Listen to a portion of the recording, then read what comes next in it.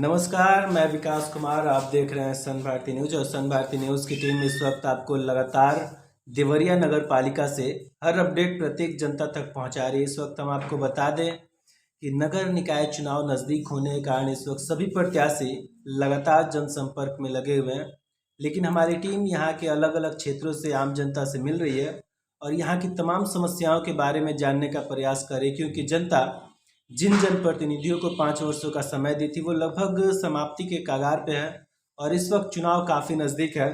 हालांकि चुनाव नज़दीक होने के कारण प्रत्याशी बहुत सारे हैं, लेकिन उनमें से जो चर्चित चेहरे हैं हम उनसे मिल रहे हैं। तो इसी क्रम में हमारी मुलाकात एक युवा चेहरा देखा जाए तो इनके राजनीतिक करियर को लेकर हम बात करें तो पूर्व में चुनाव लड़े थे, लेकिन कुछ कमियों की वजह से हार का सामना करना पड़ा और इस बार फिर से चुनावी मैदान में है।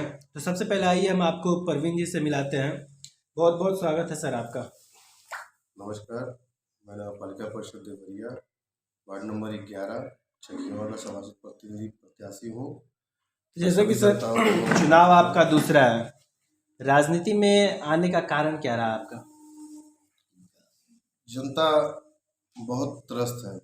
हमारे वहाँ जो भी सभासद रहे और विकास रहा, जिस हिसाब से हमारे वहाँ कई पुस्तों से पोल बिजली की समस्याएं बहुत ज़्यादा है। अनेकों जगह तार लटके हुए हैं। कब कैसी दुर्घटना हो जाए कोई कह नहीं सकता है। और रास्ते नाली मतलब विकास के नाम पे जीरो है हमारा वार्ड, उसको लेके मैं आगे। आज़ादी के इतने वर्ष हो गए, लेकिन जनता अभी भी लगातार बिजली, पानी, साफ सफाई, इन्हीं सब समस्याओं के लिए जूझ रही है। तो इसके लिए जिम्मेदार कौन है, जनता स्वयं है या फिर जनप्रतिनिधि? जो जिम्मेदारी जिसके ऊपर जाएगी वो जनप्रतिनिधि होंगे।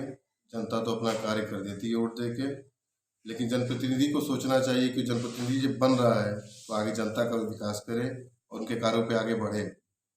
इस वक्त जैसा कि हमारी टीम आम जनता से मिल रही है, जिनका साफ तौर पे कहना है कि चुनाव से पहले जिस तरह प्रत्याशी आते हैं, वादे अनेक करते हैं, लेकिन जनता जिस विश्वास उम्मीद के साथ चुन के भेजती है, सभी प्रत्याशी लगातार वैसे ही निकलते हैं। प्रतिनिधि बनने के बाद जनता के विश्वास पे खरे नहीं उतर पाते हैं।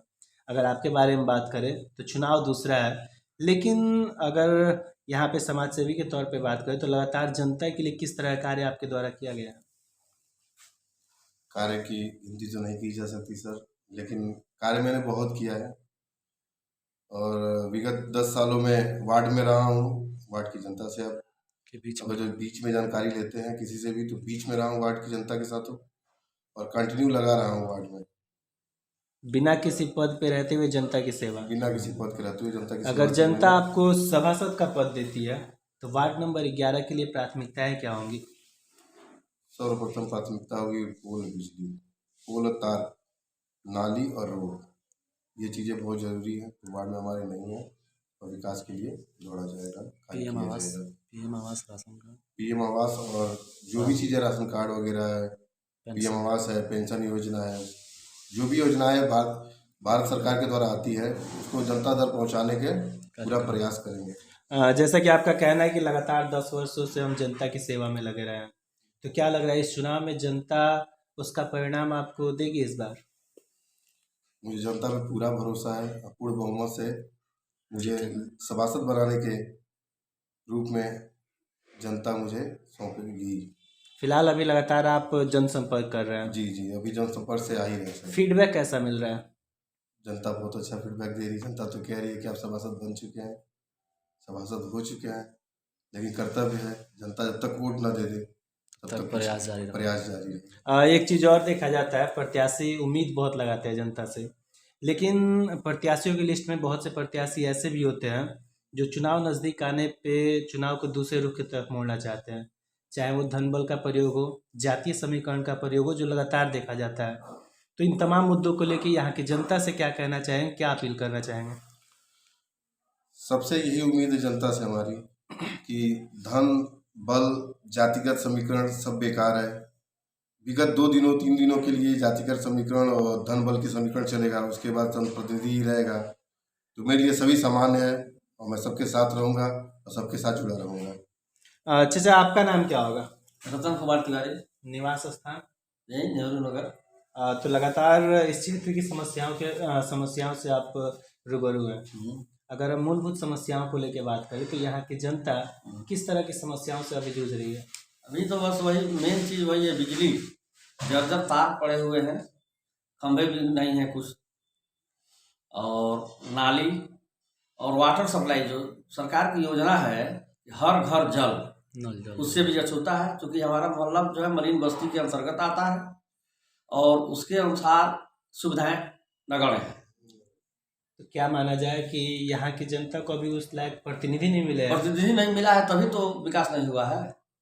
प्रत्याशी बहुत सारे हैं, बहुत प्रत्याशी हैं, प्रत्याशियों उस की कमी लिस्ट नहीं है। में कैसे प्रतिनिधि को चुन के लाना चाहेंगे आप? युवा प्रतिनिधि को चुनकर लाना चाहिए जो कुछ विकास का काम करे, और जो जैसे प्रवीण यादव की बात हम कहते हैं जी। तो ये लड़का जो है 10 साल से सारे जनता के बीच में रहा है, सबके दुख सुख में साथ दिया और सबके कंधे से कंधा मिलाकर चलने वाला लड़का है। इससे कुछ उम्मीद हम लोगों को जगी है कि अगर प्रतिनिधि चुन लिया जाए तो विकास होगा।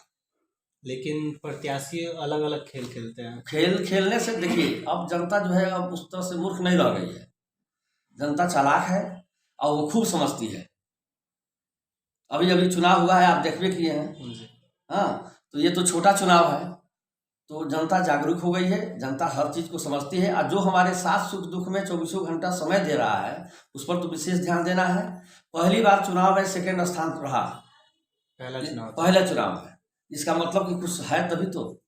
क्या मैसेज रहेगा आपके तरफ से यहाँ की जनता के लिए? मैसेज की तरफ हम लोगों के देखिए, हम तो सरकारी सर्विस से रिटायर होकर के हैं, फील्ड में घूमते हैं, हम लोग टहलते हैं, लोगों से मिलते जुलते हैं, मॉर्निंग वॉक वगैरह हम लोगों का जो है टीम है, RSS से भी हैं, सब होते हुए भी चारों तरफ से सूचनाएं यही मिल रही हैं कि युवा चेहरा को लाया जाए, और इसके लिए प्रवीण यादव जो है सबसे सुजोग और कर्मठ और युवा प्रत्याशी है, जिसको जिताया जाए। चलिए, अपना कीमती समय देने के लिए बहुत बहुत धन्यवाद।